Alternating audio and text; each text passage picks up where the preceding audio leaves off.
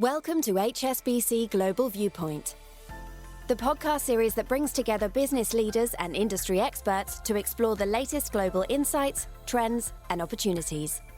Make sure you're subscribed to stay up to date with new episodes. Thanks for listening, and now on to today's show.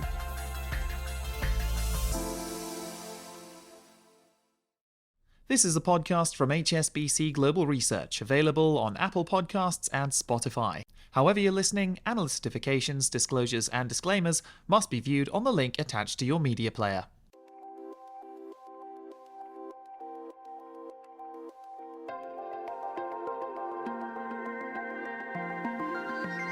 Welcome to Under the Banyan Tree, where we put Asian markets and economics in context. I'm your host, Fred Newman. The votes are in the world's largest democracy, a win for Prime Minister Narendra Modi, but by a smaller margin than expected. What made Indians vote the way they did? How are markets responding? And what is the outlook for growth and economic reforms? Chief India economist Pranjul Bhandari joins me to answer those questions and many more. It's time for you to join us under the Banyan Tree.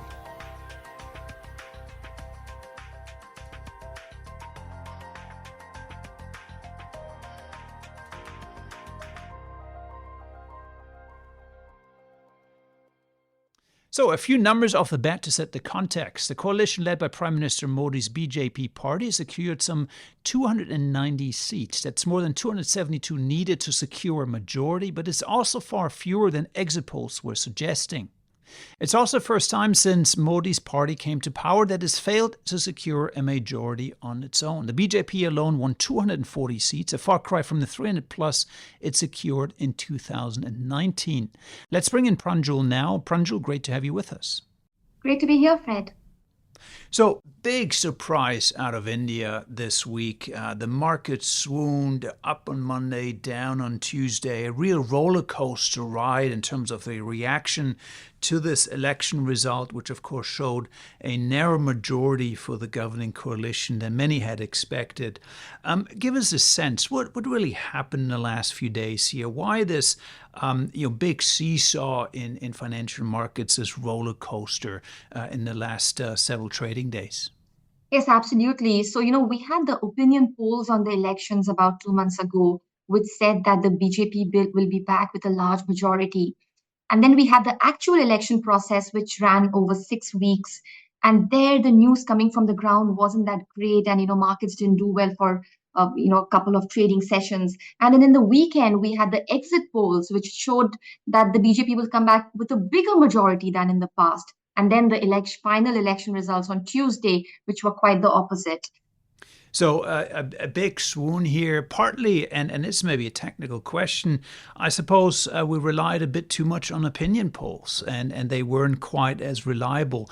Does India have a sort of an issue with opinion polls? Is it harder to estimate public opinion in India than in other economies? I mean, it's over 1 billion voters. I imagine it's statistically much harder to capture.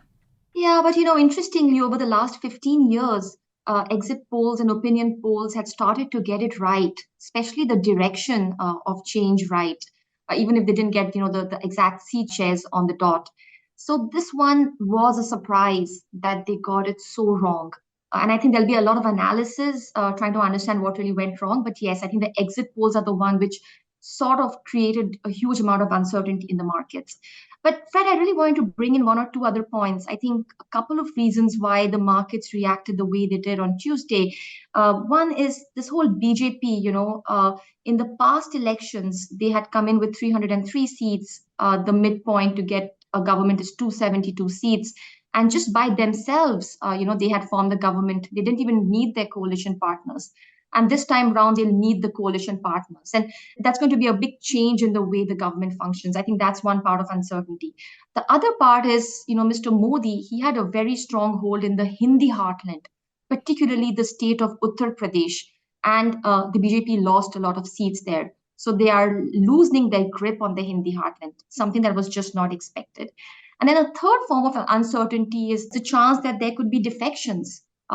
People moving from one party to another, which could complicate the final results. So the market is grappling with all of these at this point of time.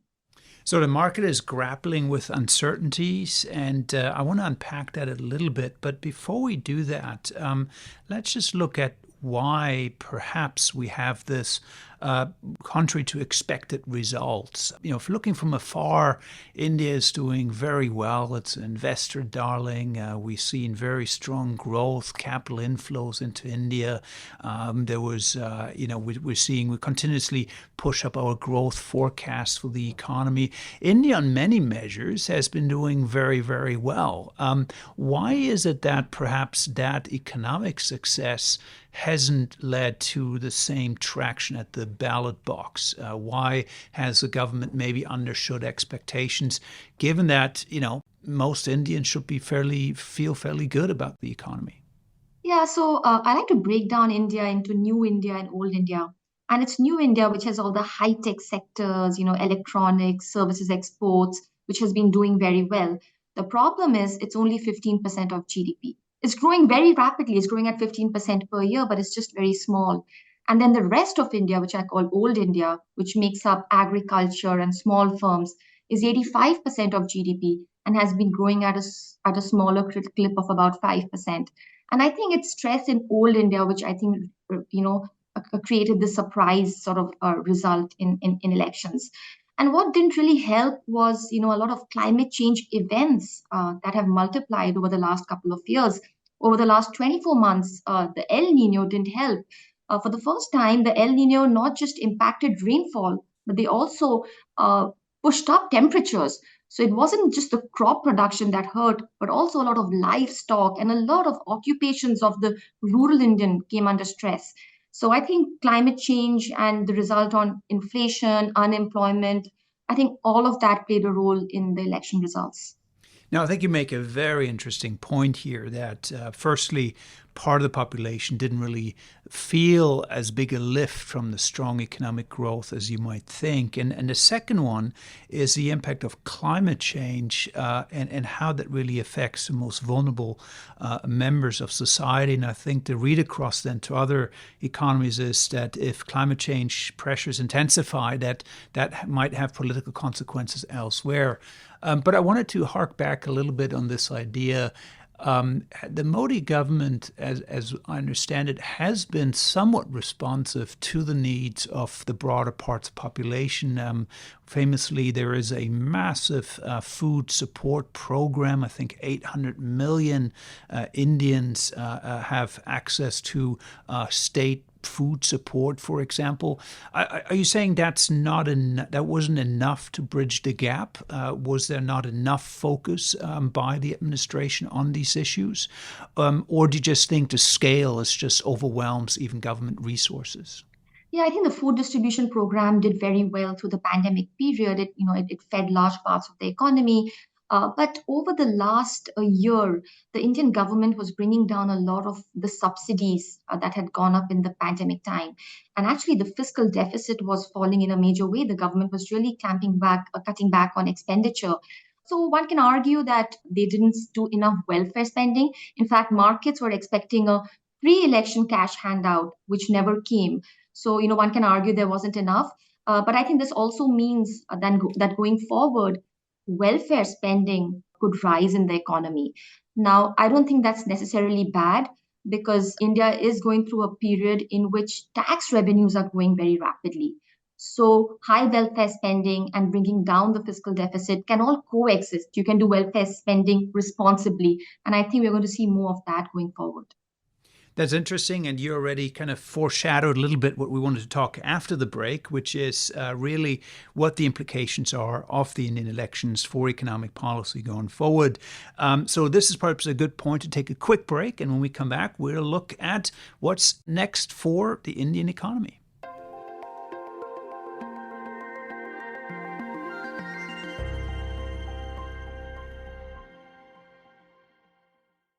Well, Pranjal, we discussed before the break, obviously, the surprise election result. We looked at some of the possible reasons why we saw a different election outcome than was expected. And you also suggested that maybe one of the implications of this election result is that we might see more social spending, rural spending going forward as sort of the neglected part of societies get more attention by the political system to kind of garner the votes for the next time.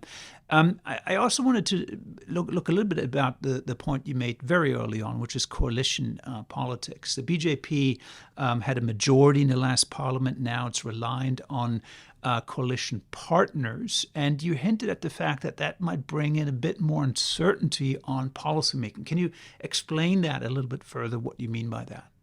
So my sense is that the markets are worried about the fact that the government in the next 5 years will look very different from the last 5 years. But I don't necessarily think that's a problem. Mr. Modi's big win in the last election, when BJP alone had got 303 seats, was actually not normal. It was out of the ordinary. Never before have we seen one single party get such a high margin of victory. And the fact that his BJP's vote share has fallen to about 240 now is actually in line with normal. So our sense is in some way, we're coming back to normal, and we shouldn't be so scared about this. Also, the fact that Mr. Modi will now need his coalition partners may not be bad, because many times in the past, for example, India's 1991 reforms were with big coalitions. You sort of do consultative processes, you actually get a lot more reforms done than if you do it alone. We've seen that in the past as well. Also, we see a remarkable continuity in reforms. I think most governments that come on board have really batted for the same reform: GST, the insolvency and bankruptcy code, public digital infrastructure. So my sense is, whatever the government is, I think we'll still continue to see the same reforms that we have gotten used to in the last couple of years. And finally, a strong opposition, is not a bad thing. It's great for checks and balances, and it's great for democracy. That's very encouraging, and I think the point you made that a consultative government might sometimes be better able to push through far-reaching reforms because it brings other players in society along with it. But there are sort of a couple of reforms, I think, that investors would look for to really drive India's growth. I'm thinking about labor market reform. I'm thinking about land reform, for example. There's maybe also more that could be done on the fiscal side. Those might be the big three ones. Do you see any material progress on these big issues, or do you think we're going to see more of a marginal reform effort in the coming years? So I think there's both good and bad news here. I think the good news is that some of the reforms that Mr. Modi was already doing in the last couple of years will continue. And these include things like, the government's big capex push, wooing futuristic sectors into the economy like semiconductors, electronics, EVs, keeping a close watch on macro stability, lower inflation, lower fiscal deficit. I think all of that will continue. Interestingly, all of this is via executive action. It doesn't need any bills to be passed. So I think all of this will continue. But anything that needs bills to be passed, land reforms, labor reforms, farm reforms, I think all of that could become slower than before. But then the truth is, it's not that it was a priority in the last couple of years anyway. So the good news is what was happening should continue. And I think that relates to about 6.5% growth in the medium term.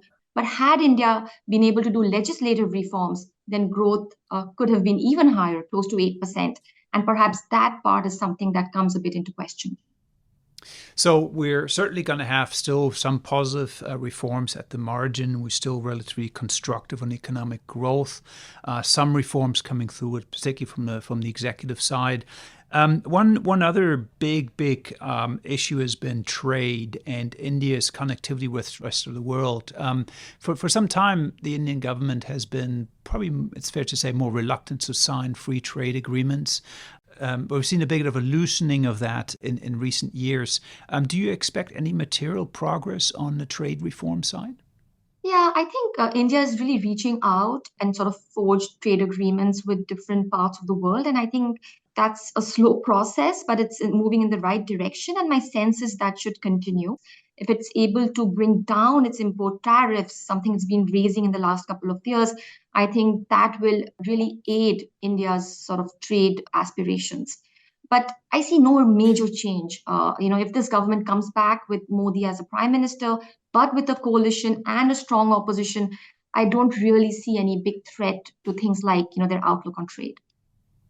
So that's broadly, I think, encouraging for the economic outlook still for India. Maybe things don't change as much as markets had kind of thought in their immediate reaction to the results. One last point, Pranjul, which is climate change. You mentioned before that maybe climate change has had some role here in kind of giving the electorate something to maybe blame political leaders for, or be less enthusiastic about voting for the current government. Do you think we're going to see, as a result, a further strengthening of climate change-related policies in India?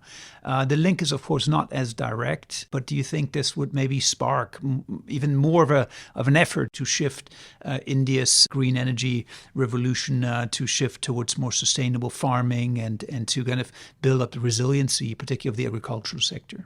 Absolutely, Fred. And you know what? Right after the elections ended, Mr. Modi had his first policy meeting, and it was on the heat waves that are going on in the country right now. So you're absolutely right. I think the message is clear. Climate change can do a lot of damage, and it really hurts livelihoods because today 45% of India's population are still, involved in the agriculture sector, directly or indirectly. And I think that message has gone down pretty clearly.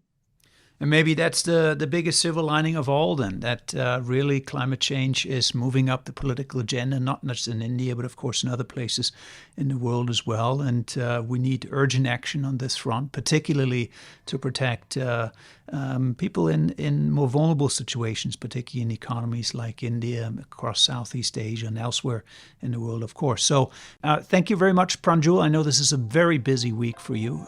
So thanks for taking the time and joining us under the Banyan Tree. And we're going to have to wrap it up here, folks. This is a story we've covered in depth, so if you're a global research client, do check out our multi-asset reaction to the Indian election, led, of course, by Pranjul. My regular co-host Harold returns to the pod next week. Until then, do have a listen to the Macro Brief, our sister podcast that puts the week's top economic stories in the spotlight. From all of us here at Banyan Tree headquarters, take care till next time.